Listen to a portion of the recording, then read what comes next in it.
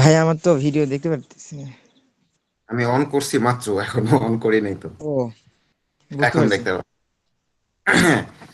তো প্রিজমে এই ঘটনাটা ঘটে, তোমরা যদি দেখে থাকো কখনো আগে, এইরকম একটা কাহিনী হয় যে প্রিজমের মধ্যে দিয়ে আলো যায়, এবং সেই আলোটা কি হয়, প্রতিসরণের কারণে ছড়ায় পড়ে এবং বিভিন্ন ধরনের আলো হিসেবে দেখা যায়।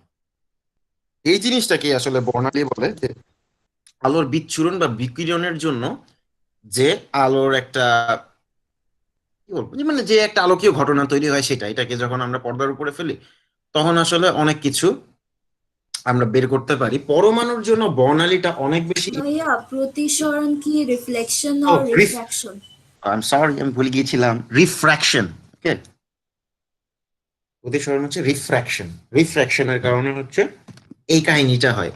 কারণ কি, white light is a combination of seven light, তাই না? সেভেন লাইটস, সাতটা রঙের আলো মিলে এই সাদা আলোটা হয়। সো এটা যখন প্রিজম দিয়ে যায়, তখন এক একটা আলোর রিফ্র্যাকশন বা প্রতিসরণ এক এক পরিমাণে হয়। তোমরা বলতে পারবা সবচেয়ে বেশি রিফ্র্যাকশন কোন লাইটের হয় আর সবচেয়ে কম কোনটার হয়? রেড লাইট রেড লাইটের কি হয়, বেশি না? ভায়োলেট। ভাইয়া লাল আলো বেশি হয়। বেশি না? আচ্ছা, ভায়োলেট বলছে একজন, তাহলে দুইটা আনসার পাইছি। ভায়োলেটের কম হয়। লাল বনে।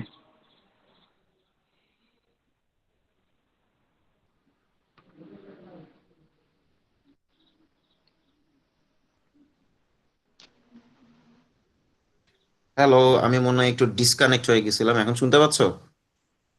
জি। জি ভাইয়া। হ্যাঁ, জি শুনতে পাচ্ছি। ভাইয়া। প্রেজেন্টেশন দেখা যাচ্ছে?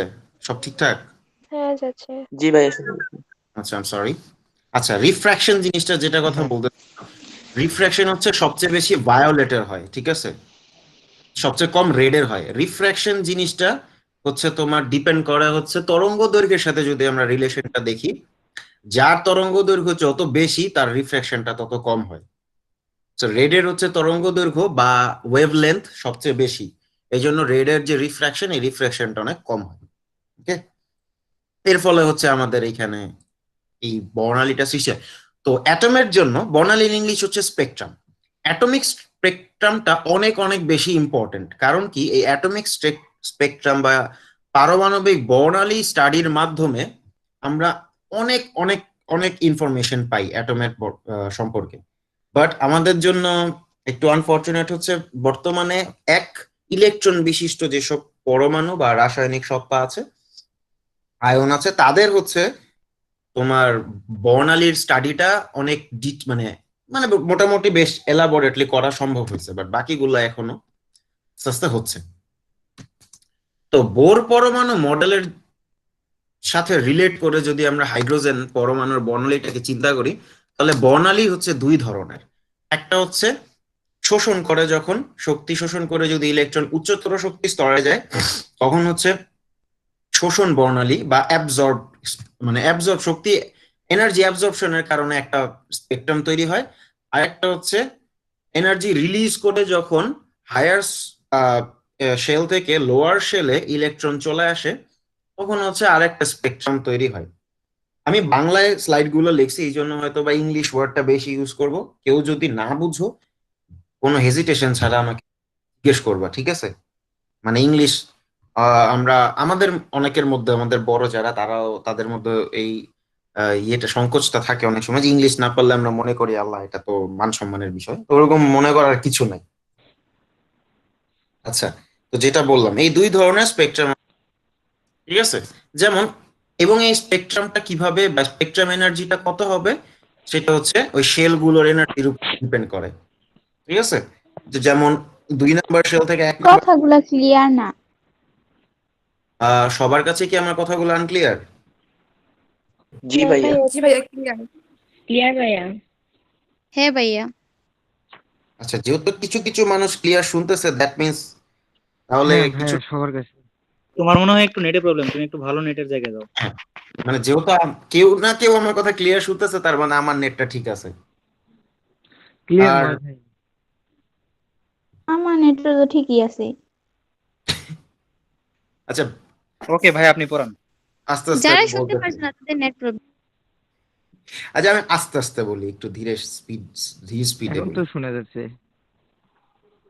আচ্ছা, যেটা বলতেছিলাম যে এই এনার্জি, কতখানি এনার্জি অ্যাবজর্ব হবে বা কতখানি এনার্জি রিলিজ হবে, এটা ডিপেন্ড করে হচ্ছে শেলের এনার্জি গুলোর উপর। যেমন 2 নাম্বার শেল থেকে যদি 1 নাম্বার শেলে ইলেকট্রন যায়, সেক্ষেত্রে 2 নাম্বার শেলের এনার্জি আর 1 নাম্বার শেলের এনার্জি লেভেল বিয়োগ করলে আমরা টোটাল এনার্জিটা পেয়ে যাব, এবং সেটাকে প্রকাশ করা হয় কি। আচ্ছা, এটা আরো অনেক ধরনের মানে এলাবোরেট ক্যালকুলেশন আছে।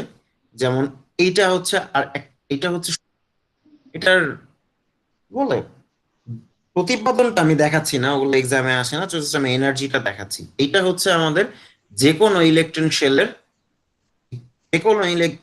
শেলের এনার্জির একটা ফর্মুলা। এটা ফিজিক্স কেমিস্ট্রি 2 বইয়ে আছে, এবং এই ফর্মুলা থেকে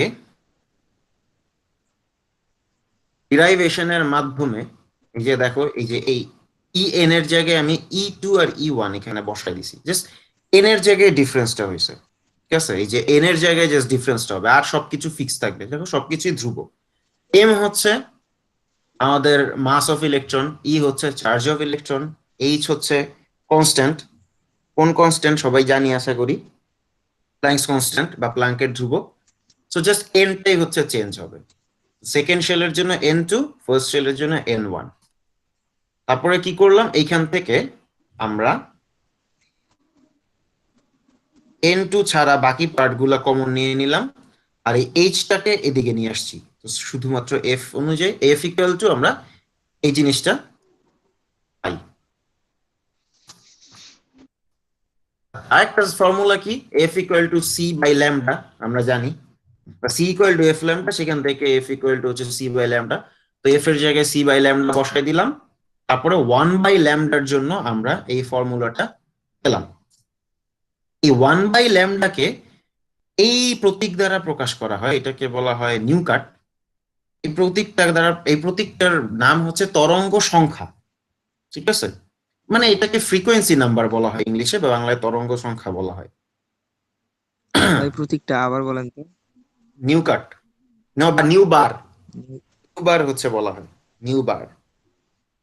এইটা এই সাইনটাকে বলা হয় বার, আর এটা হচ্ছে নিউ। আচ্ছা, নিউ বার না লিখে 1/ল্যামডা লিখলেও কোনো প্রবলেম নাই। আর এই যে একটা কনস্ট্যান্ট পাইলাম আমরা, এই কনস্ট্যান্টটাকে বলা হয় রিডবার্গ কনস্ট্যান্ট বা রিডবার্গ ধ্রুবক, যার ভ্যালু হচ্ছে মিটার এককে এটা। ঠিক আছে, সেন্টিমিটার এককে আবার এটার ভ্যালু অন্যরকম। সো এটা যাতে আমরা খেয়াল রাখি যে কোন ইউনিটে আমরা ইউজ করতেছি। ওকে, সেন্টিমিটার ইউনিটে কত হবে সেটাও আমি একটু পরে দেখাই দিব। বুঝছি। ভাইয়া ম্যাথস গুলো করার সময় কোন ইউনিটে করলে ভালো হয়? ম্যাথস করার সময় হচ্ছে তোমার যে ইউনিটে কোয়েশ্চেনে দেয়া থাকবে সেই ইউনিট ইউজ করবা তুমি। যেমন দেখো, এখানে লাইটের ভেলোসিটি ইউজ করছি আমরা। তো লাইটের ভেলোসিটি যদি তুমি মিটার পার সেকেন্ড ইউনিটে নাও, তো অবশ্যই রিডবার্গ কনস্ট্যান্টটা তুমি এই ইউনিটে নিবা। অবশ্যই এইটা প্রয়োজন হয় না তোমার ম্যাথ করার সময়। তুমি যদি এটা কি, এটা বেসিক্যালি ল্যামডার একটা ভ্যালু আসবে। তো ম্যাথ করার সময় তুমি যদি রিডবার্গের ভ্যালু মিটারে নাও, তাহলে আনসার আসবে পার মিটারে। আর যদি তুমি পার সেন্টিমিটার ইউনিট নাও, তাহলে আনসার আসবে সেন্টিমিটারে। এই তোমার ইচ্ছা, এটা যেটাতে কমফোর্টেবল ফিল করো, ডাজন্ট ম্যাটার। আচ্ছা, এই তো এই জিনিসটাকে আর কি, এই জিনিসটা প্রকাশ লেখা হয়েছে। ওকে, আচ্ছা এখন হচ্ছে হাইড্রোজেন পরমাণুর বর্ণালীর সিরিজ গুলো আমরা দেখব। ঠিক আছে, কি হয়, হাইড্রোজেনের হচ্ছে এরকম 4 ধরনের সিরিজ আছে। 4 ধরনের সিরিজ, সরি 5 ধরনের সিরিজ আছে। আবার আরেকটা সিরিজ আছে হাইমফ্রেস সিরিজ, সেটা পরে বলতেছি। ওইটা হচ্ছে সব বেশিরভাগ মানে সব বইয়ে থাকে না, কিছু বইয়ে আছে কিছু বইয়ে নেই, এবার বলে দিব, প্রবলেম নেই। সিরিজগুলো কি, সিরিজগুলো বেসিক্যালি দেখো, আগের যে ফর্মুলাটা আমরা দেখছি, যে এই ফর্মুলাটাতে আমাদের এখানে 2টা এনার্জি শেল আছে। 2টা এনার্জি শেলের মানে বিষয়টা কি কি, N2 হচ্ছে হায়ার এনার্জি শেল, N1 হচ্ছে লোয়ার এনার্জি শেল। অর্থাৎ একটা হায়ার এনার্জি শেল থেকে একটা লোয়ার এনার্জি শেলে আমাদের ইলেকট্রনটা ট্রাভেল করতেছে বা ইলেকট্রনটা নামতেছে, এই সময় আমার যে পরিমাণ এনার্জি রিলিজ হবে সেটাই আমি এইটা দিয়ে কাউন্ট করতে পারবো। তো এই হাইড্রোজেনের জন্য লোয়ার এনার্জি শেলের বিভিন্ন মানের জন্য বিভিন্ন সিরিজ পাওয়া যায়, ঠিক আছে? কিভাবে দেখো দেখো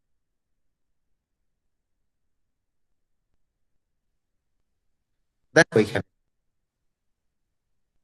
এখানে কি হচ্ছে দেখো, এখানে হচ্ছে 5টা সিরিজ দেয়া আছে, যে লাইম্যান,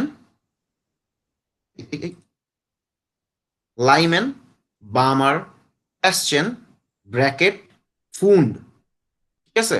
এখানে হচ্ছে একটা হাইড্রোজেন অ্যাটম দেখানো হয়েছে এবং সেটার কি 7টা ইলেকট্রন শেল দেখানো হয়েছে। এখন তোমরা বলতে পারো যে ভাই 7টা electron shell, how is that possible? ব্যাপারটা হচ্ছে ইলেকট্রনকে যদি তুমি এনাফ পরিমাণ এনার্জি দাও, পর্যাপ্ত শক্তি দিলেই সে হচ্ছে এক এক শেলে লাফায় লাফায় উঠতে থাকবে। শেলগুলো এমন না যে বানানো অবস্থায় থাকে সবসময়, তুমি ইলেকট্রনকে এনার্জি দিলেই সে হচ্ছে শেল বানায় নিবে তার জন্য ওই মোমেন্টে। সো আমাদের কি এনার্জি আছে, কি কয়টা সিরিজ আছে হাইড্রোজেনের জন্য? 5টা সিরিজ আছে। সিরিজগুলো আসলে কি সেটা আমরা দেখি। এই দেখো লাইম্যান সিরিজটাতে কি হচ্ছে দেখো, একটা হায়ার এনার্জি শেল থেকে ইলেকট্রনটা 1 নাম্বার শেলে আসতেছে, ঠিক আছে? যে কোনো হায়ার এনার্জি শেল থেকেই সে 1 নাম্বার শেলে আসতে পারে। তো 1 নাম্বার শেলে আসলেই সেটাকে আমরা বলবো লাইম্যান সিরিজ, ঠিক আছে? এবং এইখানে দেখো একটা মজার বিষয়, যে কনস্ট্যান্টলি হচ্ছে আমাদের এই এনার্জি লেভেলটা কি করতেছি আমরা, এই যে স্পেকট্রাম এনার্জি মানে যে এনার্জি রিলিজ হচ্ছে সেগুলো দিয়ে হচ্ছে আমাদের এখানে একটা স্পেকট্রাম তৈরি হচ্ছে, যে অ্যারো দিয়ে দেখাচ্ছে। সো 1 নাম্বার সিরিজে যদি আসে সেটা হচ্ছে লাইম্যান সিরিজ। তেমনি যদি 2 নাম্বার সিরিজে আসে 2 নাম্বার শেলে ফেরত আসে যে কোনো হায়ার এনার্জি লেভেল থেকে, যেমন এই যে এইটা ছিল 1 নাম্বার সিরিজ, এখন হচ্ছে 2 নাম্বার ইলেকট্রন এসে বসতেছে যে কোনো একটা হায়ার এনার্জি লেভেল থেকে, সেটাকে আমরা বলতেছি বামার সিরিজ, ঠিক আছে? এরপর কি হচ্ছে অ্যাসচেন সিরিজ। অ্যাসচেন সিরিজ হচ্ছে 3 নাম্বার শেলে আসতেছে, যে কোনো একটা হায়ার এনার্জি লেভেল থেকে ইলেকট্রন 3 নাম্বার শেলে আসলেই আমরা যে স্পেকট্রাম সিরিজটা পাই সেটা হচ্ছে অ্যাসচেন সিরিজ বলা হয় এটাকে। নেক্সট ব্র্যাকেট সিরিজ কোথায় আসবে? এই যে 4 নাম্বারে আসতেছে, ঠিক আছে? এই যে n=4 এই সাইডে দেখা যাচ্ছে, 4 নাম্বারে ফেরত আসলে সেটাকে বলা হচ্ছে ব্র্যাকেট সিরিজ। আর 5 নাম্বারে আসলে যে কোনো হায়ার এনার্জি শেল থেকে সেটাকে বলা হচ্ছে ফুন সিরিজ। সবাইকে বুঝতে পারছি? জি ভাইয়া। হ্যাঁ জি ভাইয়া। জি ভাইয়া। Thank you for your kind responses. আচ্ছা, তো এইটাই এখানে লেখা আছে। আচ্ছা দেখো, পাশাপাশি আরেকটা জিনিস এখানে আমি দেখাইছি, যে প্রত্যেকটা সিরিজের যে এনার্জি রিলিজ হচ্ছে, এনার্জি রিলিজের ফলে যে স্পেকট্রাম তৈরি হচ্ছে সেটা কোন অঞ্চলে আছে। তোমাদের এই এসএসসি লেভেলেও থাকার কথা, আর যদি এসএসসি লেভেলে না থাকে এইচএসসি সেকেন্ড পেপার বইয়ে আছে একটা, ফার্স্ট পেপার বইয়েও থাকতে পারে, একটা হচ্ছে আছে তাড়িৎচুম্বক তরঙ্গের একটা স্কেল আছে, মানে সেখানে দেখায় যে কত কম্পাঙ্কের জন্য সেটা কোন কোন ধরনের আলো হয়, তাই না? তো এরকমই বিভিন্ন আলো আছে, অতিবেগুনী রশ্মি আছে, অবলোহিত অঞ্চল আছে, এক্স রে আছে, দৃশ্যমান আলো আছে, এটসেট্রা। তো লাইম্যান সিরিজ থেকে আমরা যে এনার্জিটা রিলিজ হয় সেটা আমাদের যে স্পেকট্রাম স্কেল আছে সেটাতে হচ্ছে কি বলে ইউভি রে অঞ্চলে থাকে, আল্ট্রাভায়োলেট রে অঞ্চলে থাকে। একমাত্র বামার সিরিজ থেকে যে এনার্জিটা রিলিজ হয় সেটা হচ্ছে আমাদের ভিজিবল লাইট অঞ্চলে আছে, অর্থাৎ বামার সিরিজটা থেকে, মানে বামার সিরিজ যদি তোমার সামনে ঘটানো হয় তাহলে খালি চোখে আলো দেখা যাবে সহজভাবে বললে। আর বাকি 3টা সিরিজের জন্য, ঠিক আছে, কি বলে ইনফ্রারেড রিজিয়নে থাকে। ওকে, এখন এখানে হচ্ছে ওই যে ভিডিওটা দেখেছি সেটারই আরেকটা মানে স্টিল ইমেজ দেখানো হয়েছে।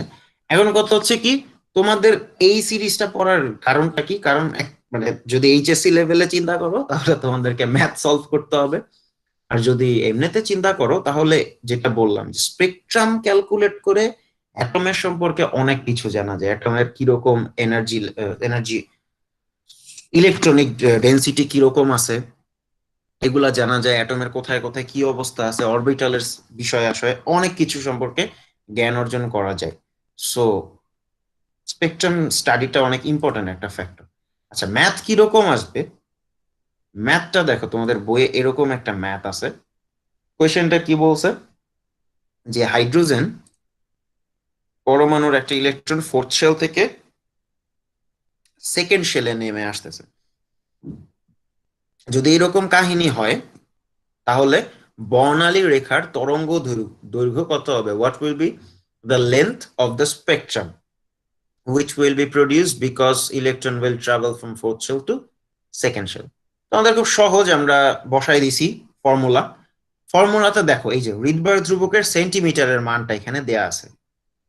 সো পার সেন্টিমিটারের মানটা হচ্ছে এইটা, আর পার মিটারের মানটা আমি তোমাদেরকে মিটার এককে দেখাই আসছি অলরেডি, এটা বসাই দিছে। আর কি বলছি, যেহেতু ফোর্থ শেল থেকে সেকেন্ড শেল বলছি, সো আমার n1 হচ্ছে 2, n2 হচ্ছে 4, সব বসাই দিলে আমাদের জাস্ট 1/λ ভ্যালু বের হবে। এরপরে 1/λ কে আমি ল্যামডাতে ট্রান্সফার করলেই আমার ল্যামডার ভ্যালু আমি পেয়ে যাব। এবং এই ল্যামডার ভ্যালুটা আমরা জানি ভিজিবল লাইটের যে 7টা কালারের লাইট আছে এদের আলাদা আলাদা কিছু ওয়েভলেন্থ আছে, ফ্রিকোয়েন্সি আছে, কম্পাঙ্ক আর মানে আলাদা আলাদা কম্পাঙ্ক আর কি তরঙ্গদৈর্ঘ্য আছে। তো ওইটা আমাদের মুখস্থ থাকলে ভালো, বাট এমনিতে মুখস্থ রাখা মানে জরুরি না, পরীক্ষার হলে অবজেক্টিভে দিতে পারে, এছাড়া সাধারণত মুখস্থ লিখতে আসে না। বাট এখানে হচ্ছে যেমন এই আনসারটা বেরোইছে, এই আনসারটা কি বলছে যে বিকিরণ রশ্মি তরঙ্গ দৈর্ঘ্য এত এর মধ্যে থাকলে বিকিরণের বর্ণ হবে আসমানি। তো এটা মুখস্থ আর কি বসাইতে হবে যদি এরকম ম্যাথ আসে, নর্মালি এরকম আসে না। আচ্ছা, এটা হচ্ছে একদম সিম্পল ম্যাথ হয়ে গেল, তাই না? তোমাকে n1 আর n2 একদম স্ট্রেট ফরওয়ার্ডলি দিয়ে দিছে। সেই ম্যাথটা সবাই বুঝছি নাকি আগে বলো?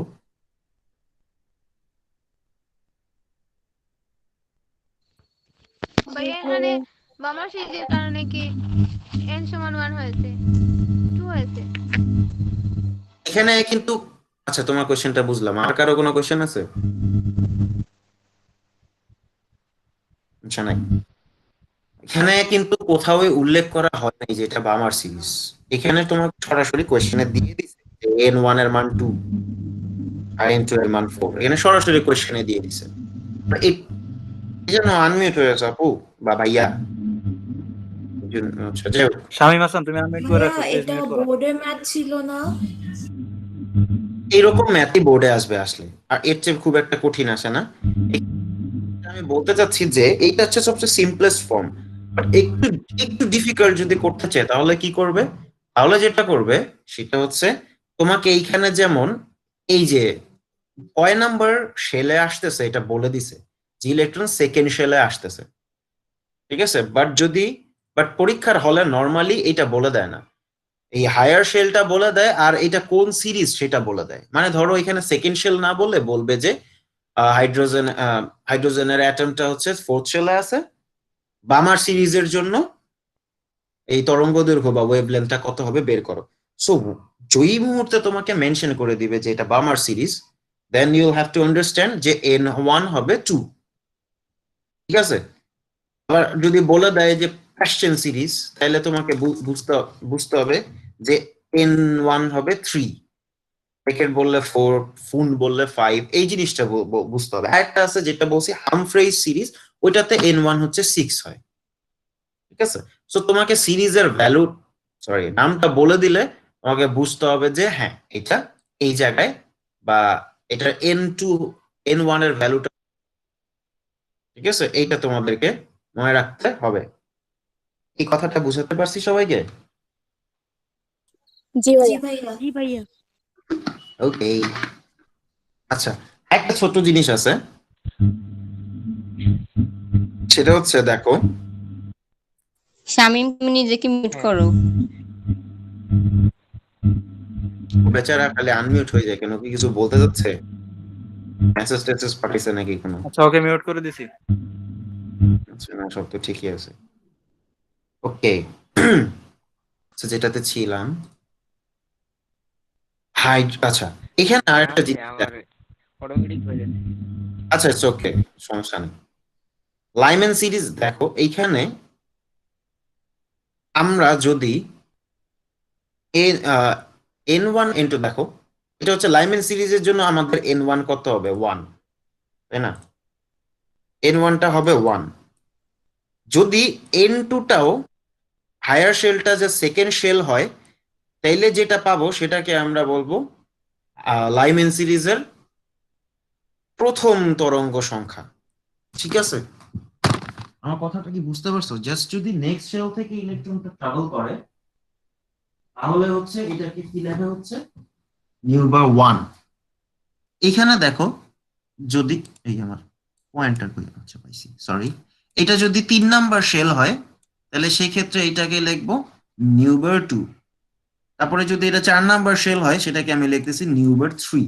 এই জিনিসটা বোঝা গেছে? অনেক সময় অবজেক্টিভে তোমাদেরকে এভাবে নিউবার 1 2 এভাবে দিয়ে দিতে পারে, বা কোশ্চেনে দিয়ে দিতে পারে, বাট সেখানে সেই ক্ষেত্রে এটার মিনিংটা কি হবে, এটা কি বুঝাতে পারছি আমি? ভাই আরেকবার ভাইয়া। আচ্ছা ঠিক আছে, আরেকবার আমি বলতেছি। বললাম যে আমাদের এই এন এল ধরো সবগুলা ইঙ্ক খালি করি আগে, দাঁড়াও।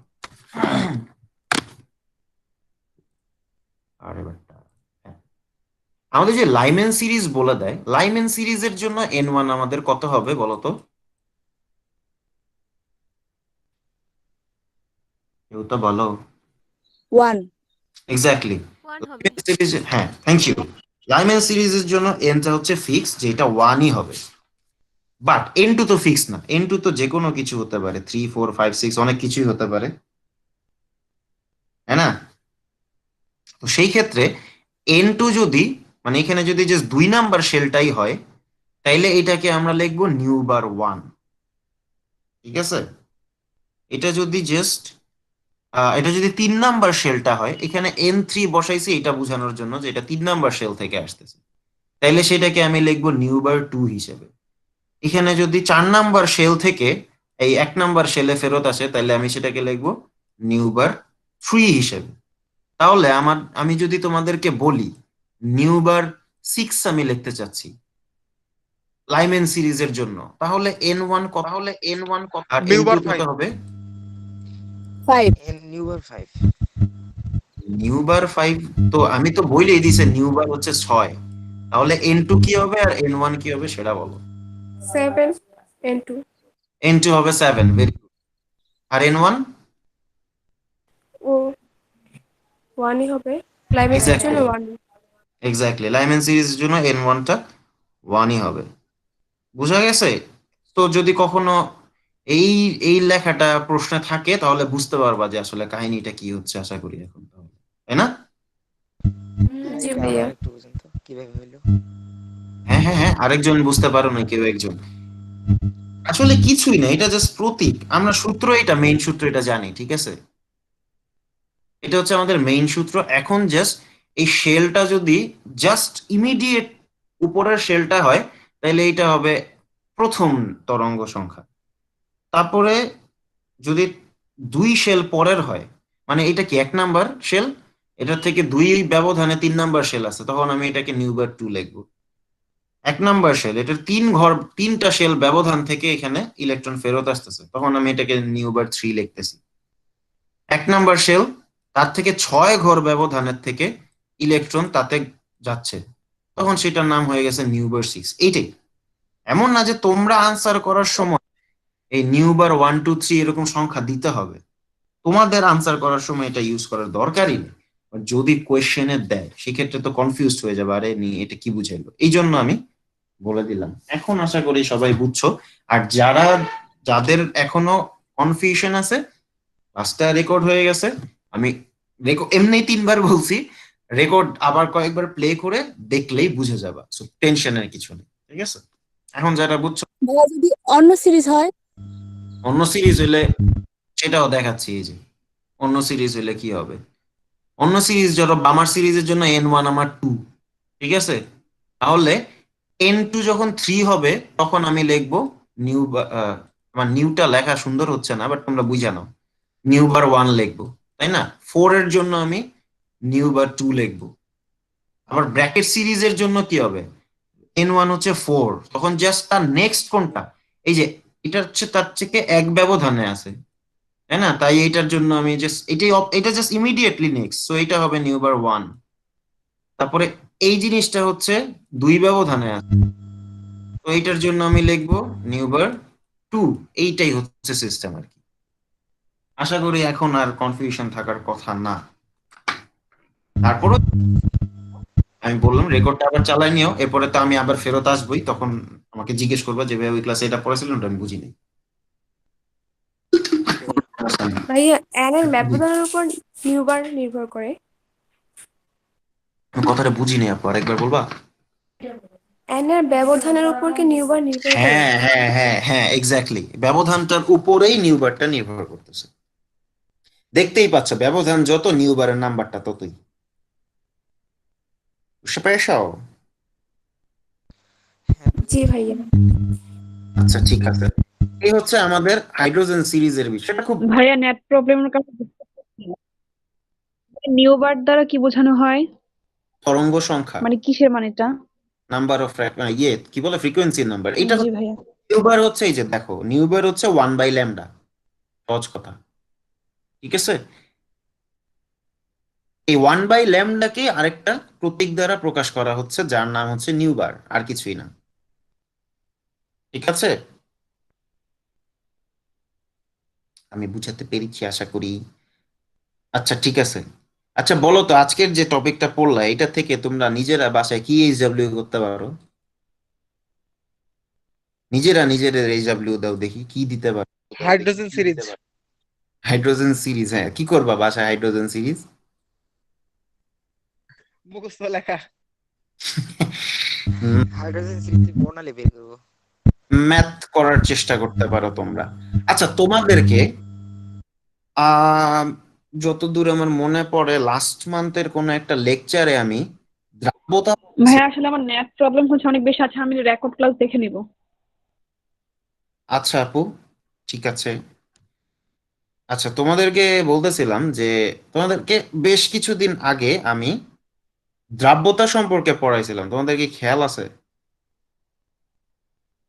জি ভাইয়া, খেলা আছে। আচ্ছা, যাদের খেয়াল আছে তার তো আলহামদুলিল্লাহ, খেয়াল না থাকলে রেকর্ড তো করাই আছে, এবং দ্রাব্যতার ক্লাসটা মোস্ট প্রবাবলি ফেসবুকেও লাইভ হয়ে রেকর্ড হয়েছিল, তো খুঁজলেই পেয়ে যাবে ইনশাল্লাহ। আচ্ছা, সেই দ্রাব্যতা, ওদেরকে এই ক্লাসের লিংকের সাথে রেকর্ডিং দেওয়া হয়েছে ভাইয়া, ও তাহলে তো আগের গুলা দেওয়া হয়েছে। তাহলে তো ভালোই, তাহলে ওইখানে একটু খুঁজলেই সবাই পেয়ে যাবা। তারপরও জাস্ট আমি একবার একটুখানি জাস্ট ধারণা দিয়ে দিই, যাতে তোমরা দ্রাব্যতার ম্যাথটাও বাসায় যে করতে পারো। ওই গেল আমার স্লাইড। আচ্ছা, দ্রাব্যতা কি ছিল, ওই গেল। দ্রাব্যতার সংজ্ঞা বিভিন্ন ধরনের আছে, বুঝছো? ঠিক আছে, দ্রাব্যতার দুইটা দুইটা সংজ্ঞা আছে। একটা হচ্ছে তোমার এরকম দ্রাবকের উপরে ডিপেন্ড করে, বা ভরের উপরে ডিপেন্ড করে। আর একটা সংজ্ঞা আছে তোমাদের নতুন বইয়ে আমি দেখছি সংজ্ঞাটা, সেটা হচ্ছে আয়তন আর ঘনমাত্রার উপরে ডিপেন্ড করে দেয়া। তো আমি আমাদের এই ভরের উপরে ডিপেন্ড করে যে সংজ্ঞাটা, সেটা ছিল যে নির্দিষ্ট তাপমাত্রায় 100 গ্রাম দ্রাবক নিব, 100 গ্রাম দ্রাবকের মধ্যে যে পরিমাণ দ্রবীভূত হয়ে সম্পৃক্ত দ্রবণ তৈরি করে তাকে বলা হয় ওই দ্রবের দ্রাব্যতা। ঠিক আছে, 100 গ্রাম দ্রাবক নিব, এটা হচ্ছে কি আমি যে পরিমাণ এটার মধ্যে আমি যে পরিমাণ দ্রবীভূত করব করলে। ভাইয়া আমি কিছু বুঝতেছি না। ও আই এম সরি, ইয়েস বলতেছি, ওকে। আচ্ছা, দ্রাবক হচ্ছে সলভেন্ট, দ্রবক হচ্ছে সলিউবল।